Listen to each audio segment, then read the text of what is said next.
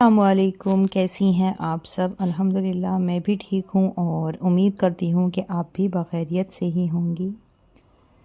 तो जी आज नमाज से फ़ारिग होने के बाद मैंने पढ़ी है सूरह मरियम। सूरह मरियम मैंने आज फिर से पढ़ी है, मतलब जब पहले पढ़ी थी पानी दम करके रखा था मैंने, तो वो पढ़ा हुआ पानी भी मेरे पास है और मैं उसको कंटिन्यू पी रही हूँ। लेकिन सूरह मरियम में उसके बाद नहीं पढ़ पाई थी। हाँ, सुनी है मैंने, मोबाइल में भी सुन लेती हूँ और एलसीडी में भी मैं लगा देती हूँ, तो सुनती तो मैं हूँ, रेगुलर भी सुन रही हूँ, एक दिन छोड़कर भी सुनती हूँ, लेकिन रेगुलर पढ़ नहीं पाती हूँ। तो आज फाइनली पढ़ रही हूँ और तबीयत ठीक रही तो इंशाल्लाह नेक्स्ट टाइम फिर पढ़ूँगी। प्रेगनेंसी में और 9 मंथ लगने के बाद इसका पढ़ना बहुत ज़्यादा अच्छा है, बहुत ज़्यादा डिलीवरी के लिए आसानी होती है। ये बात मैंने सुनी थी, फिर मैंने इसको आज़माया भी है और मैं इस बार भी वही सब कर रही हूँ जो मैंने अपनी थर्ड बेबी पे किया था। किंज़ा अनाबिया के टाइम पर मुझे इतना मालूम नहीं था तो मैंने पढ़ी थी, लेकिन इतना ज़्यादा मैंने गौर नहीं किया था इस पर। लेकिन जब मेरी जुनेशा हुई है तो मुझसे किसी ने कंटिन्यू इस चीज़ को कहा तो मैंने इसको आज़माया फिर, और यकीन मानिए कि जुनेशा मेरी घर में हुई और ऐसे हुई कि मुझे बिल्कुल भी ऐसा नहीं लगा कि मेरी डिलीवरी हो गई है। यकीन ही नहीं हो रहा था, जबकि किंज़ा अनाबिया दोनों के टाइम पर मुझे हॉस्पिटल जाना पड़ा था और ऑपरेशन तक की नौबत मेरी आ गई थी। लेकिन जुनेशा के टाइम पर बहुत बहुत ज़्यादा आसानी रही है। मैंने इसका पानी कंटिन्यू पिया था और सुनी भी बहुत थी और पढ़ी भी है। जितना मुझसे पढ़ा जाता था मैं पढ़ लिया करती थी। तो बस अब भी अल्लाह ताला से मेरी यही दुआ है कि जिस तरह से मेरी जुनेशा हुई है, अल्लाह ताला इसी तरह से मुझे फिर से फ़ारिग कर दे बस।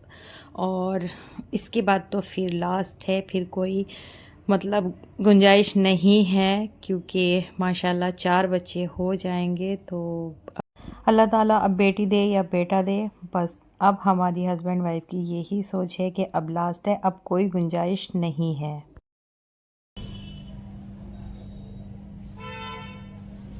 अच्छा, तो यहाँ पर देखिए मैं आपके साथ में शेयर कर रही हूँ, ये मेरे पास कुछ पीसीज हैं, कटिंग बची हुई है। वो कटिंग है ये जो हस्बैंड हमारी स्कूल ड्रेस बनाते हैं, उसकी कटिंग जो बची हुई है वो मेरे पास है। और एक ये बेडशीट है रेड कलर की, तो ये भी इसी तरह से बची हुई थी, एक कपड़े में से मैंने बनाई थी। अब मुझे इसका बनाना है कंबल का एक और कवर, मेरी शादी का कंबल है। वो मुझसे कह भी रहे थे कि फ़्रेश कपड़ा लेकर वो लगा लो, ज़्यादा झंझट नहीं पड़ेगा। लेकिन मुझे इस कपड़े को भी वेस्ट नहीं करना है, क्योंकि काफ़ी ज़्यादा ये कपड़ा है और संभाल कर भी मुझे ही इधर उधर रखना है। तो क्यों ना मैं इसका थोड़ा सा यूज़ करके इसको काम में ही ले लूँ, जिससे मेरी जगह भी फ्री हो जाएगी बेड में और ये यूज़ में भी आ जाएगा। तो यहाँ पर मैंने इस पूरी पट्टी को नापा है, अच्छी तरह से इसका मेजरमेंट किया है, क्योंकि ये लंबाई में बहुत बड़ी एक पट्टी है। तो पहले इसको नाप लिया है मैंने, और जो कपड़ा कम पड़ा है वो दूसरी पट्टियों में से मैंने लिया है। मतलब बीच में ऊपर की साइड तो रेड चादर आ जाएगी और नीचे की साइड इसमें ये ब्लू कपड़ा लगेगा, जिसमें थोड़े थोड़े जॉइंट आएंगे। चौड़ी पट्टियाँ हैं ये, तो 3 से 4 जॉइंट इसमें लगेंगे। दूसरी चीज़, हस्बैंड मेरे कह रहे थे कि रेड कलर ले लेना, लेकिन रेड मैंने नहीं लिया है नीचे लगाने के लिए, पूरा रेड अच्छा नहीं लगता, तो मैंने ये ब्लू कलर ही ले लिया है। बस यहाँ पर मैंने इसकी लंबाई नाप ली है और उसी हिसाब से मैं पट्टियाँ बराबर कर रही हूँ। अब मैं इसको करूँगी स्टिच।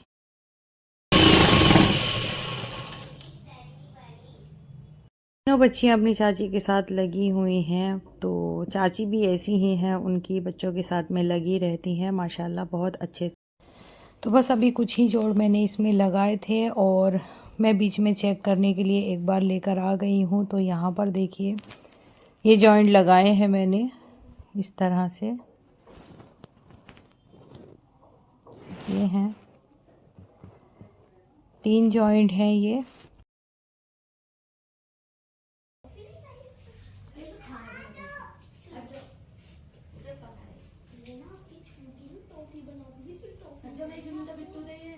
ब्लू वाला अस्तर रेड वाली जो बेडशीट है उसके बराबर का हो चुका है और अब मैं इनको आपस में दोनों को जोड़ रही हूँ। कई जोड़ मुझे ब्लू वाले जो नीचे का कपड़ा है उसमें लगाने पड़े हैं, लेकिन वो रेड वाले के बराबर का हो गया है। और रेड जो बेडशीट है मेरी उसको मैंने कंबल के बराबर का ही काटा हुआ है।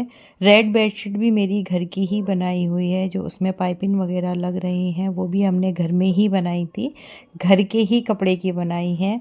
घर में हमारे कपड़े का काम का यही फ़ायदा है कि हमें बाहर से बहुत कम लाना पड़ता है, और जो बाहर से आता है उससे अच्छा कपड़ा हमारा होता है, क्योंकि जो स्कूल यूनिफॉर्म बनती हैं उसके लिए बेस्ट क्वालिटी ही चलती है और ये क्वालिटी आसानी से नहीं मिलती, और अगर मिलती भी है तो बहुत कॉस्टली होती है। तो ये है मेरा शादी वाला कंबल जो अभी ठीक ठाक है, मतलब कंडीशन इतनी ख़राब नहीं हुई है, लेकिन कवर चढ़ने के बाद इसका जो लुक है वो पूरा चेंज हो जाएगा। तो मैंने यही सोचा कि गर्म खोल इस पे चढ़ा दिया जाए तो इसमें गर्मी भी डबल हो जाएगी, मतलब थोड़ा भारी हो जाएगा, और इस टाइम जिस तरह की सर्दी है उसके हिसाब से ये ठीक भी रहेगा और इसका लुक भी चेंज हो जाएगा। तो सुसर जी को भी हमारे कुछ चाहिए ओढ़ने के लिए। हमारे यहाँ रुई की रज़ाइयाँ नहीं हैं, हम कंबल ही इसी तरह से सेट कर लेते हैं। एक ये ब्लू कंबल जो आपको नज़र आ रहा है ये भी मैंने घर में ही सेट कर लिया है, और आज हम ये वाला कर रहे हैं। तो बस कवर तो तैयार हो चुका है, अब हम इस पे चढ़ाएंगे। मैं और मेरी देवरानी और बच्चे भी साथ में हेल्प कर रहे हैं, क्योंकि काफ़ी बड़ा है और मुझसे ज़्यादा ऊपर नीचे नहीं हुआ जा रहा है, तो बच्चों की भी हेल्प ली है। और बस अब मैं आपको दिखाती हूँ इस पे चढ़ाकर। देखिए कंबल मेरा माशाल्लाह काफ़ी अच्छा है, लेकिन इस टाइम पर हल्का पड़ रहा है, तो ये कवर चढ़ने के बाद काफ़ी अच्छा हो जाएगा, क्योंकि जो हमारी कवर हमने तैयार किया है काफ़ी गर्म कपड़ा है और काफ़ी अच्छा कपड़ा है, इसी वजह से मैं इतनी मेहनत करती भी हूँ। यहाँ पर देखिए जुनेशा भी हेल्प करा रही है, माशाल्लाह उसको भी थोड़ा थोड़ा समझ आने लगा है। तो बस ये देखिए अब चढ़ चुका है हमारा कवर, काफ़ी अच्छा लग रहा है, और जो जॉइंट हैं वो ज़्यादा नज़र भी नहीं आ रहे हैं। बेडशीट जो मेरी रेड वाली है उसके जो जॉइंट हैं वो डिज़ाइन बन गए हैं, और जो नीचे वाली साइड है ये ब्लू कपड़े की, इसके जो जॉइंट हैं वो नज़र इतने नहीं आ रहे हैं। तो माशाल्लाह काफ़ी अच्छा लुक आया है इसका बनने के बाद। तो मेरा जो वेस्ट कपड़ा था वो भी वेस्ट होने से रह गया है, क्योंकि मुझे ही संभालना पड़ता है, और मैं या तो किसी को दे देती हूँ वरना घर में यूज़ होता है। और मन थोड़ा सा दुखता है इस तरह से, क्योंकि काफ़ी महंगा ये कपड़ा होता है। तो मेरी कोशिश यही रहती है कि जो भी इस तरह का कपड़ा होता है मैं उनको किसी ना किसी काम में ले ही लेती हूँ। तो बस यहाँ पर देखिए अब हम लगा रहे हैं इसमें टाँके, क्योंकि जो सिलाई वगैरह है वो इसमें नहीं लगेगी। एक एक टाँका ही करके, जैसे ब्लू वाले में हमने लगाया था इसी तरह से इसमें दोनों हम देवरानी जेठानियाँ लगा रहे हैं, और बस इस तरह से कंप्लीट हो गया है। और देखिए काफ़ी अच्छा मतलब ये लग रहा है, जो भी इसका पुरानापन था वो भी ख़त्म हो गया है, और ससुर जी भी हमारे काफ़ी खुश हो गए हैं। उनके लिए हमने ये सारी मेहनत की है, और एक और काम मेरा डिलीवरी से पहले कंप्लीट हो गया है, इसे भी मैं करने की कई रोज़ से सोच रही थी, लेकिन अकेले नहीं कर पा रही थी।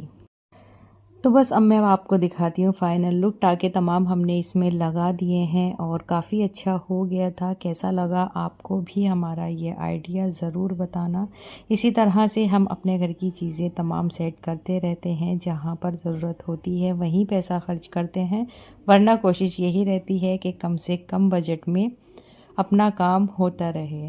तो बस आज का ब्लॉग यहीं एंड करते हैं। किस तरह का आपको लगा, आपको हमारा ये ओल्ड बेडशीट का रिव्यूज़ कैसा लगा ज़रूर बताइएगा। दुआओं में याद रखना। अल्लाह हाफिज़।